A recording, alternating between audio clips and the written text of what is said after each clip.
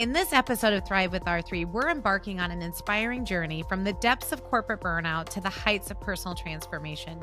Join us as we explore the vital role of holistic self-care, mental well-being, and practical steps to achieve balance in both your personal and professional life.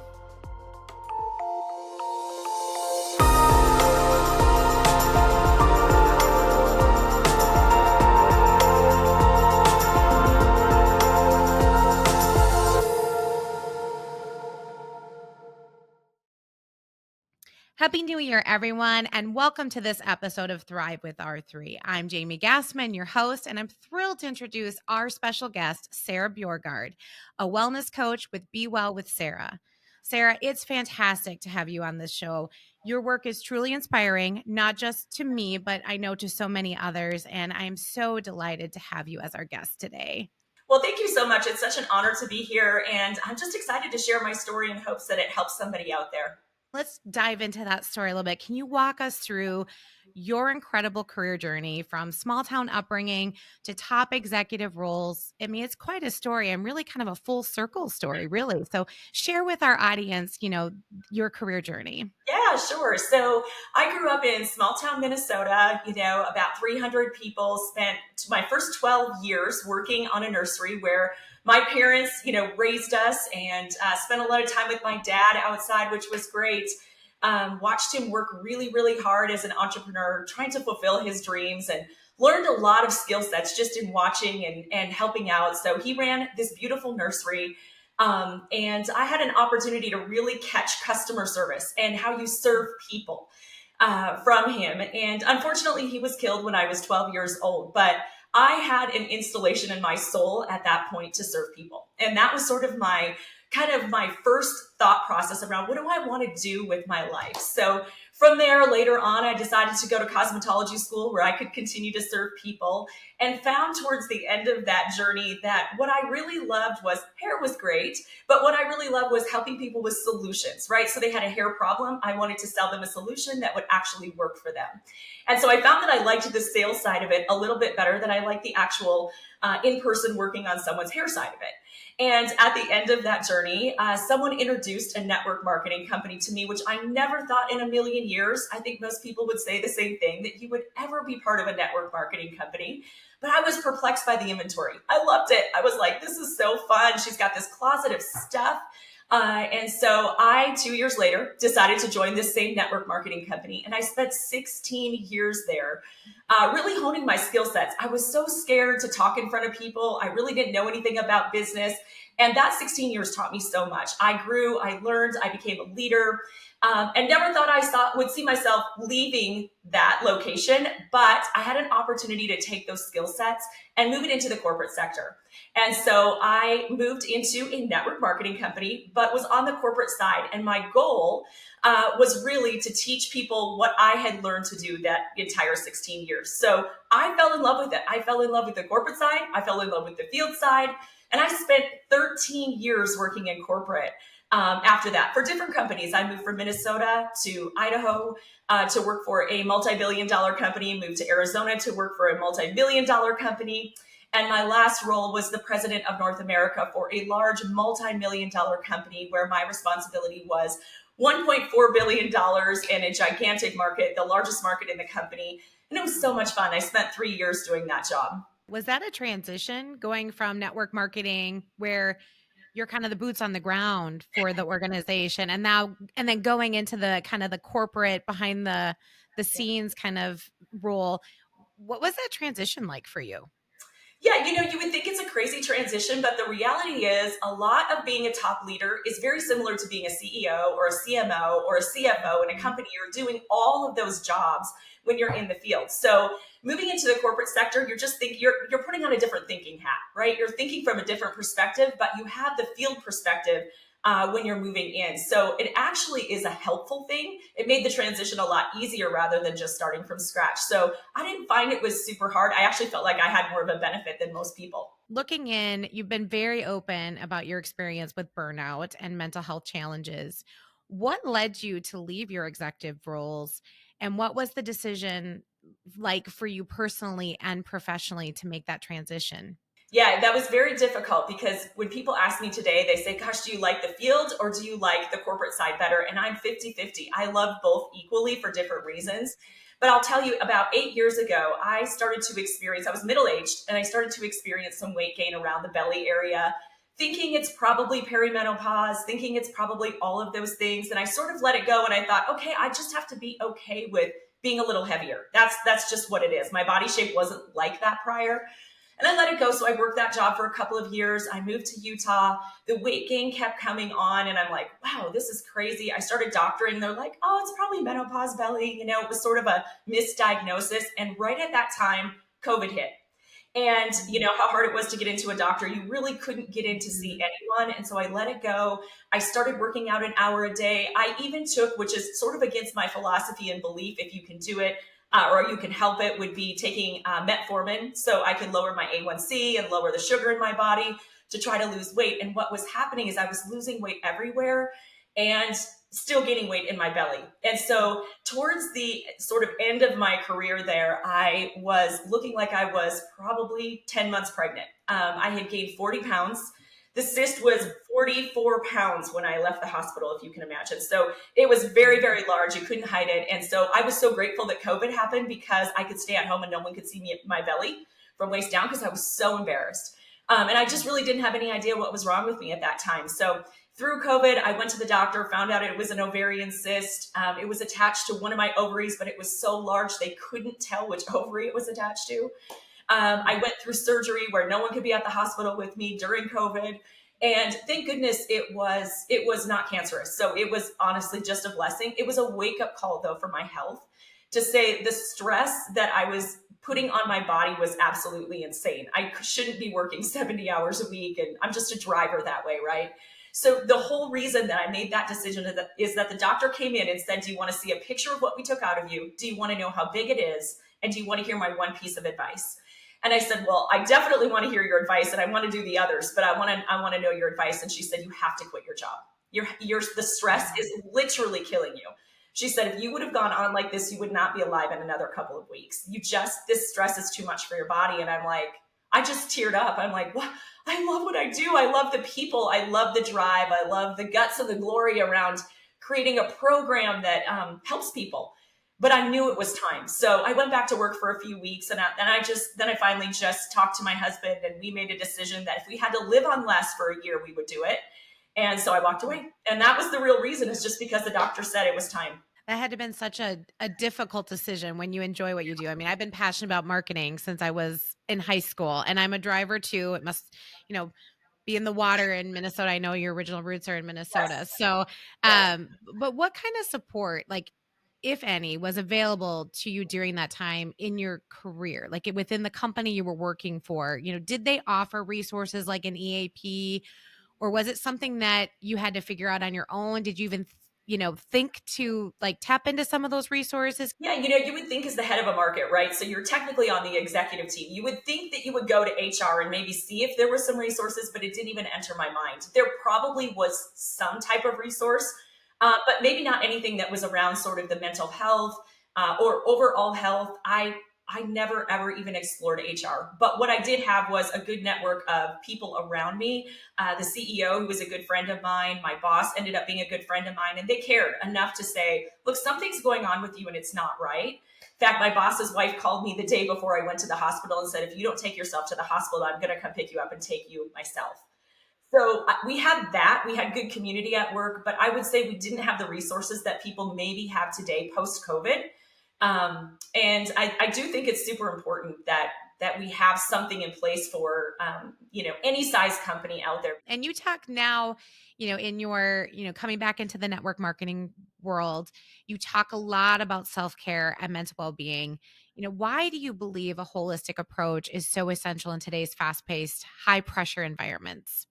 It's been a lot of years for me on a healthcare journey. I've been on a healthcare journey for probably 19 years. So it's not been something that's been overnight. A lot of research, a lot of time put into things. But after doing so much research, so many books, so many podcasts, talking to so many doctors, seeing different types of doctors over the years, trying to, diagnose myself and all of the things, I have found that your body is meant to heal itself. If you will allow it and give it the time, your body's meant to heal itself. Your mind can heal your body, which is amazing. But generally, and I am not against regular medicine. I think when it is appropriate, you absolutely need to use it. Thank goodness there was surgery and, drugs and all the things that I needed to go through that moment in time. But from the root, I am all about finding a root cause before you just treat a symptom. So to me, finding a holistic option, if you have the time to wait it out and try to help your body heal itself, it's probably the first place to start. So when I'm coaching clients, I generally tell people, look for a functional medicine doctor to start because they'll do the blend of both. They'll help you with the root cause. And if they can't get to it, they'll also treat the symptom. But root cause, to me, you can probably heal most things. So, how did you personally begin your journey to improve health and well being? Like, where did that start? And where were your first steps? If I'm somebody who's listening and going, gosh, I love everything that Sarah's saying, this is awesome. Where does somebody take their first step? And then the biggest question, how do they stay consistent? I think that's probably some of the biggest challenges that people face. I know we're going to talk about New Year's resolutions in a little bit, I think is one of our questions. But like, how do you stay consistent? Because consistency is key. I mean, it's not a one and done. I mean, you really do have to continually be intentional and work at it. So share with me a little bit how this journey started for you and how Yeah. somebody else might be able to do that as well. Yes, I'll do that. So I'll circle back to when I said my healthcare journey started 19 years ago. I started late having babies. So I had my first child when I was 33, which is my son. And then I had my daughter when I was 36, thinking I was going to be a much older parent than most of the people around me. And I had my son as a preemie. He was transverse the entire time I was pregnant. So he had back issues the second he came out. He was allergic to milk protein. We had massive ear infections. He was diagnosed with asthma. I mean, had massive reflux, just all this stuff. As a first time mom, you're like, what in the world did I do wrong? And that is where it started. A girlfriend of mine said, your son was diagnosed with asthma and he's like 3 weeks old. And I said, I just can't put him on all this medicine. Like, I'm shoving medicine down his throat. He's gagging. It's terrible. He's constantly crying. And she said, look, I want to challenge you with something. What are you cleaning your house with? And I said, I don't know, Pine Sol, Lysol, all the things that kill germs. And she said, I'm going to tell you, I found some products that I think you might want to try. And she said, I took all my cleaning supplies out of my house. I put them next to the garbage can. And I put a note on, or I set them next to the garbage can. And the garbage man put a note on this little basket and said, these are toxic chemicals. We cannot dispose of them. And I was like, what? It still just takes my breath away because I'm like, I've cleaned my house with this my whole life. So I dumped all the toxic chemicals in my whole house, including shampoo, conditioner, skincare, all the cleaning chemicals, laundry soap, hand soap, everything. We took it to, I don't even know where my husband disposed of it, wherever you can. And within 2 weeks, his asthma cleared up. So I knew there was something to more natural, healthy remedies and things that really didn't disrupt the hormones in the body. So that's where it started. And we started to try to heal our son over time, where we didn't have the same issues when my daughter was born. So I was like, praise Jesus, that was an answer. I'll never forget that story because it never was in my mind that could be an issue.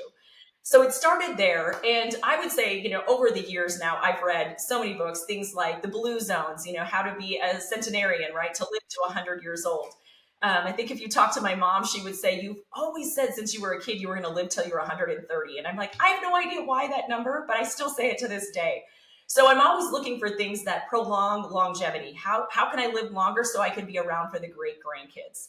So over the last few years now, I have taken some larger steps. So since that surgery that I had, I lost all this weight when I left the hospital. I put on 40 pounds right after that because I was so skinny, I needed to eat. So I started eating French fries and ice cream and all the things you love. And I put on 40 pounds and then I was right back where I was before. And I thought, what am I doing to my body and my health? And so I made a decision. I just made a decision last July that I was going to do something different, that if I didn't change, my mom had a heart attack when she was 60, and I knew I was headed right for it. My grandparents died early of cancer.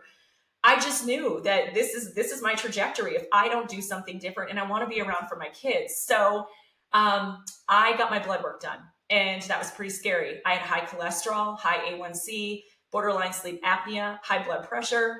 My liver wasn't functioning right, and I had a mental breakdown with the functional medicine doctor, and I thought, I'm not going to make it till I'm 55 at this point. She said, you're right. You're not. You have to change something. So again, second or third wake up call, right? And sometimes we don't get the message until we get the message.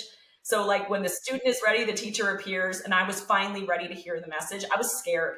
My kids were like, getting up there in age, and I want to experience them getting married and all the fun things. And so I decided, okay, my blood work, she's like, okay, we're going to start with this series of things. First, I want you to break up with food for the rest of your life. And I'm like, okay, what does that mean? And she said, literally no more processed food. You have to move to a whole food diet, high protein because of the way your blood work looks, low carbohydrates, essentially keto or more. I eat more carnivore actually, more meat and eggs and cheese and all of the things that maybe we were all taught not to eat for years and years and years. And then I made a change and I decided to go to the gym. And I just have to tell you guys, I hated working out. My whole life, I've hated the gym. I didn't want to be anywhere near anything. I hate running. I don't like any of it. But I happened to walk into the gym. I met a trainer. I didn't want to pay for it all that bad, but it was $40 a session. She said, let's just do 2 trainings a week. That's $80 if you can handle it. If not, we'll do one. And I'm like, okay, but I'm going to tell you, I don't want to work out more than 30 minutes because I'll hate it. And I won't come back. And she's like, okay, that's what we'll do, 30 minutes. So 2 30-minute sessions a week. And I thought I can handle that. And I knew if I didn't have somebody holding me accountable, I wouldn't show up, which is true. I still to this day. So I started working out with her a year and a half ago. And then I also started doing hormone replacement therapy. And that's made all the difference. In your late 30s, you really do have to kind of pay attention to what's going on in your body, your cortisol levels, where your hormone levels are, because it messes with your mind. You're kind of anybody out there that's listening today, man or woman, right? When your hormones are out of whack, you are not mentally stable. You'll probably laugh if you know what I mean. So I've been through all of it, perimenopause and now through menopause, and it's been a journey. But so I started with all of that: blood work, food, exercise, and I've been carrying through that. And even some peptide therapy. I've been doing a bunch of stuff for longevity, red light therapy, all kinds of stuff. And I'm telling you, I've lost 40 pounds in the last year and a half and built a ton of muscle. And it's all just because I made a decision, but it was that wake up call of having my initial blood work done and having her shake me a little bit. Yeah. And I think sometimes it is those wake up calls you need. I would say the December of 2019, I was studying for my MBA. I was running the marketing department here at R3, and, 2 kids young. I think my daughter was a first grader. And it was just, there was so much that I was like, oh my gosh, I felt like I was going to have a breakdown. I literally was like, probably burnt out, probably a number of different things. And I was like, that was my wake up call. And met a friend through a friend who was a trainer, and they had success working with her. And I was like, hey, would you help me? And she's like, yep, we start next week. And I was like, what? Uh, okay. Literally New Year's Eve 2020. She's like, we start next week. She goes, I'm coming to your house. I'm going to teach you food prep. And I'll agree with you. It was literally, she said, stop eating anything processed. Everything has to be clean. And that was a game changer. And I lost 50 pounds within like 7 or 8 months. Amazing. And I've been able to keep it off. I mean, it's creeped a little bit where I've lost focus. That's why I say it's always, you've got to maintain that intentional. You're always working on yourself. That never stops. Yeah. And I like what you kind of described. I know there were the wake up calls, but you built on things. And so I think the one key thing I'm going to pull from that answer to the question that you just provided was you just start somewhere. Yeah. Your journey starts somewhere.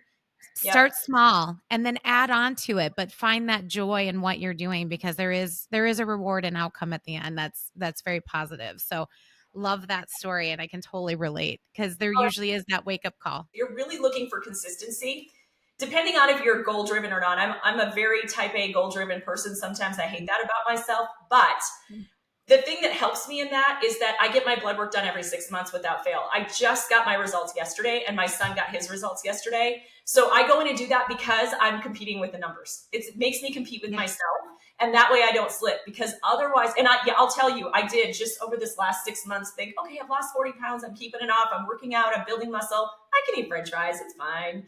So guess what? My A1C went up 0.1, and I'm so mad at myself because I know better. So we all do it, but the blood work at every 6 months helps you keep things in check, and it will not allow it to get so out of whack. If you wait a year or 2 years, you're going to be starting right over again if you've gone back to bad habits. Getting into this next question. So starting sometimes is not the hardest part. So we're, this episode's airing in January. by the time it airs, there's gonna be a number of people who have already stopped their resolution. So how can somebody maintain that commitment? What advice would you give to those struggling to keep promises to themselves when it comes to their self-care? Because it really is so important. But how do they help? What would you do? What's your advice for that? I know you're goal oriented, but if there's somebody who maybe isn't as driven by that, what are some things they can do to help keep themselves motivated? Yeah, I think that's a really, really great question because I think 99% of America is probably that way where, we start in January and then the gym is empty in February. It's just empty, right? Your favorite treadmill is like totally booked in January, but February you got plenty of access. And people give up. And I think a lot of it is because people set too large of a goal. It's, you think, oh my gosh, I want to lose 20 pounds in 3 months, which isn't typically what happens, right? We have to understand it's taken us a lifetime to get into the body in the mindset that we're in. So both ways, right? Because I'm a firm believer in your body composition, your brain, your gut brain axis, all of it goes together, right? It impacts your mental health too.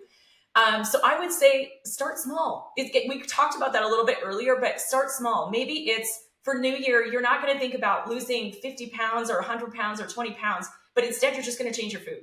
You're just going to get rid of processed food and eat more whole food and do that for 3 months. And then add in, okay, I think I kind of got the food thing under control because what I will say is even my trainer will tell you that body composition is 80% food. It's 80% in the kitchen. It's mostly there than it is exercise. To me, exercise is more the dopamine and serotonin, the brain hit. It's the mental clarity, like you said. So, and then add on, if you can, grab a trainer and do some weightlifting. I didn't know what to do with weights. I had no idea. But depending on your age, in your 30s, you can get by with maybe more cardio. But when you get into your 40s and your 50s, you have to do weightlifting for muscle building and bone density for longevity. So maybe in 3 months, then add that. And then maybe in 3 months, you add some hormone replacement therapy if you need to.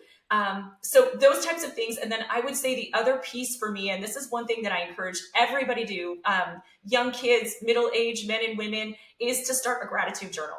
So every day writing down 5 things that you're grateful for. And those things should be things that you're choosing to do for your health, right? And it might be that you just had a soft pillow last night, whatever. But it puts your body and your mind in a different space and wakes you up to go, okay, I'm doing good things. I'm putting health and wellness into my body. And so I don't know if that answers your question, but I would just start small. Yeah, no, I think it's one step at a time. And I love the gratitude journal. I'm not much of a journaler, but I'm a big affirmation person. My home office is like decorated in, motivational terms. And I also have theme songs that are like Jamie songs. This is my song. Like Unstoppable by Sia is totally my jam. Like, yes. So it's just those little things and you got to find what works for you. So I wanted to take us a little bit back to some of the burnout. And I know I shared a little bit about, a touch of burnout that I had at the end of 2019. And I know you've shared about some of your experience. How has that influenced the way you now approach mental wellness and self-care within your personal business and in your family life? Yeah, I think burnout is such a real factor for anybody working a corporate job. Doesn't matter if you're in an executive role or you're just, you're just working your 9 to 5, you're a big part of a team somewhere. Burnout's a real deal, right? You're getting up early, you're trying to get your kids out the door to school, you've got to drive to work, you might be driving in traffic, you might not be, you might be navigating horses along the road, or you might be navigating 5-lane traffic, but either is stressful. And so I would say the first thing that I have learned over the years and have not been great at the first several years of my career is boundaries. Is putting some boundaries up where I'm not going to work 24/7, because if I do, I'm telling my family that my job is more important. And I'm also I can't honor myself. There's no room for working out. There's no room for eating healthy. There's no room for anything when you're working like that. And I would say my last role, I was a pretty bad example of it for the first 2.5 years until really that cyst wake up call, where I would leave for work at 7 in the morning. I'd get up at 5, right? Leave at 7, no time to work out, no time to work out all day because it's meetings all day, texts all day, emails all day, problems at night. But I would get home at 7 and I would fall asleep sitting up on the couch. And I never get dinner. That's it. I don't ever see the kids. And I just thought, gosh, the kids are getting into these important years in life. I've got to set some better boundaries. So since I've been building my own coaching business and speaking business and all of the things, I've been able to say at 7 o'clock, I'm done for the night, or 6 o'clock, I'm done. Sometimes I don't work. The other day I was like, I'm going to take the day off. And it was great because it just allowed me to fill my cup up. So I think creating boundaries is a good place to be. And I think from a corporate perspective, it would be wise of executives to figure out how they can help people set boundaries and not expect employees to work 24/7, because it's not good for anybody. And eventually they end up leaving. It ends up being a toxic piece in your organization when everybody is burned out. You stop enjoying your work, even if you maybe did before, you'll stop enjoying it. You'll stop enjoying the environment that you're in, and it starts to become more of a chore and not something that you're passionately driving towards. And so talking about companies, in your opinion, do they bear enough responsibility when it comes to addressing employee burnout and mental health? Should they be more proactive in offering support, particularly at that leadership level? I mean, executive leadership. Um, we've seen in some of the research that, executive leaders don't tap into some of the traditional support that's provided to the broader employee population. So should they be more intentional about how they're checking in to make sure or providing proactive support for leaders? And I definitely think that's a huge yes, right? And both of us have been in executive type roles. So we know there are some companies that are great about it and other companies that maybe are striving for massive sales increase or massive accumulation of something, right? And we put all that stress on our employees just as much as we take on the stress in an executive role. So I think it's important to have the conversations. Know what is available to you in your company from an HR perspective. If there is nothing available, then maybe it's you are the person. Maybe you're the person that's just the safe space and the boundary creator and the person that, just says, hey, what'd you do with your kids this week? And what are you going to do with your kids this weekend? Or what are you doing with your spouse? Or what are you doing to relieve stress? Or reinforcing that it's important to take a mental wellness break at lunch and go to the gym or go out for a walk. It doesn't have to be weightlifting, but maybe it's just going for a walk and clearing the mind. But I do think as executives, and even in my role right now, I have well over 100,000 team members that I am serving on a daily basis. And we do talk about mental wellness consistently and making sure people are just okay. Some people view self-care as a luxury, especially when dealing with financial or family pressures. What would you say to those who feel they don't have the time or resources to focus on themselves? This was a tough one, right? Because not having the resources puts a little bit of a damper on maybe some things that you could do, like red light therapy, like hiring a trainer, all of those things. But again, this is an area where you can also start small. It doesn't have to be something so gargantuan, something so expensive. Start small. Things with you'll be surprised by just doing a gratitude journal every day. And what I mean by a gratitude journal, I'm not a journaler either. So I'll take my phone and literally put 5 things that I'm grateful for every day. It might just be one word, but it changes the way I feel about everything and it changes my approach to the day. To me, that is a form of self-care that most people are not willing to do or just didn't know to do. So those things, it could be taking a bath with Epsom salt to detox your body. That doesn't cost a lot, $3.50 for some Epsom salt at the grocery store. Going out for a walk. Those are all forms of self-care that we can do. Small areas, listening to podcasts, filling your mind with really positive things and being connected to people that believe in the same things you do, right? That are maybe even doing it better than you so that you can get some new ideas. So start there. And then add on things as you can, because I will tell you, all of you listening, I've been on both sides of money where I've had none and I've been struggling to, make my bills and feed my family. And I've been on the side of having plenty where I don't have to worry about things. And certainly you can do more things there, but it's the smaller things that make the biggest difference. So things that actually don't even cost a lot of money. I love that because there are things you can do that don't cost anything. I mean, I don't have a gym membership. I've never had a gym membership. Well, actually, I shouldn't say I have never. I had it for a short 1 year, and then we never used it. My gym are my running shoes. That's why I tell my husband. So there are ways you can do that. Even just going for a walk is exercise, and that alone can be. So I love that. Little steps. There's lots of things that you can do. And of course, I'm going to put a plug in.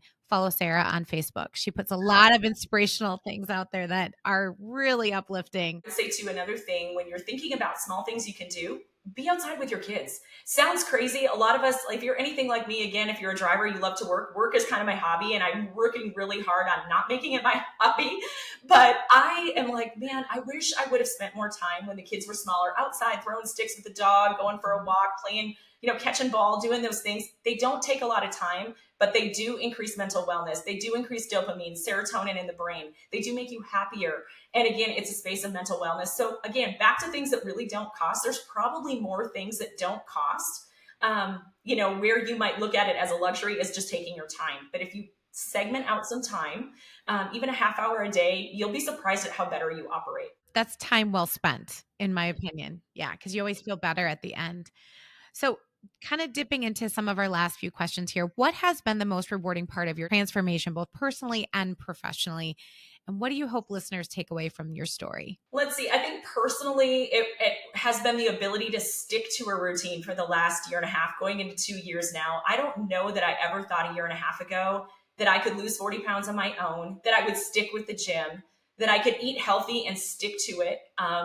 I don't know that I ever thought I could do it. And somehow something in me just changed at that last doctor appointment with that last set of blood work, that I wanted to be here for my kids. I'm loving this later age. They're kind of like little mini adults, or adults and little mini adults in my house. And it's been so fun. So I think I'm most proud of myself for that work. It's been hard and not easy, but it's been great.